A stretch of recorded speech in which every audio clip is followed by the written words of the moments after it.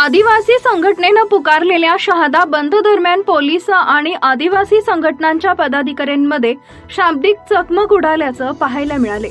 आदिवासी संघटनेनं पुकारलेल्या शहादा बंदला कोणतीही परवानगी पोलीस प्रशासनाकडून दिलेली नाही, त्यामुळे कुणी बंद दरम्यान बळजबरी करताना आढळल्यास त्यांच्यावर कारवाईच्या सूचना पोलीस आपल्या गाडीवरून देत होते। अशातच आदिवासी संघटनेचे पदाधिकारी सकाळी शहादा शहरात फिरून बंदचं आवाहन करत असताना पोलिसांनी त्यांना ताब्यात घेत आपल्या गाडीत टाकून त्यांना पोलीस स्टेशनला नेले। यावेळी आदिवासी संघटनेचे पदाधिकारी यांनी पोलिसांचं हे कृत्य गैर असून त्याचा परिणाम वेगळा होईल असा इशारा देखील दिलाय।